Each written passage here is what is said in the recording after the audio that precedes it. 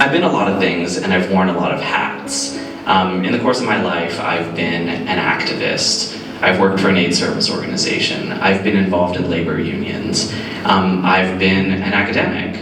I earned a PhD. I've published work. I've done research. I've presented at conferences. I teach undergraduates in university classrooms, much like, well, this isn't really a classroom, but you get what I mean. I teach on a college campus. I used to do safer sex education for a nonprofit organization, and as you can presently see, I also happen to be a drag performer. That you can be a lip-syncing, silly gay, and still also be professional and have things you can accomplish. The work I did in a nonprofit in Pittsburgh was largely because I was an enthusiastic out gay person, drag queen, that they knew and liked, and I got to work with those people for fundraisers and such.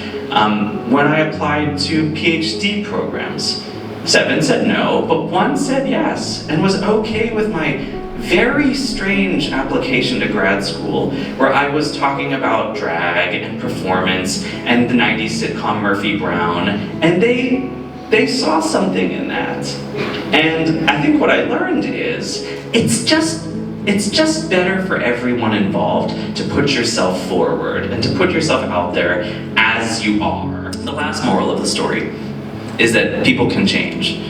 Over the last 20 years, my parents have changed greatly, and they now see what I do as something, even if they don't totally get it, they recognize that it has brought me things in my life that they can be proud of.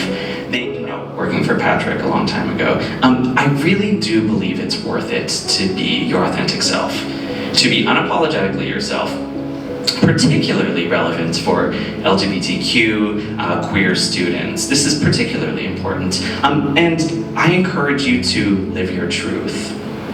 Now, the phrase "live your truth" has a lot of, it's used in a lot of ways by a lot of people, but this is particularly relevant for any trans people or trans students. This is a phrase that functions among trans communities to talk about that moment where you decide to step into yourself and live the life that you have imagined for yourself as the person you want to be. So I encourage you, however you see yourself, however you identify, to live authentically, to live in your truth. My grandmother said, she used to say, consider the source. Did anybody else's parents or grandparents ever say consider the source? Oh yeah. And what that means is, when somebody says something, you want to think about who it is that's saying that. And you want to think about what that person has in terms of expertise on the question at hand.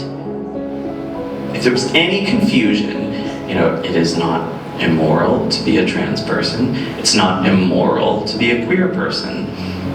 You're just a queer person, you're just a trans person. It is morally and ethically neutral to inhabit that space.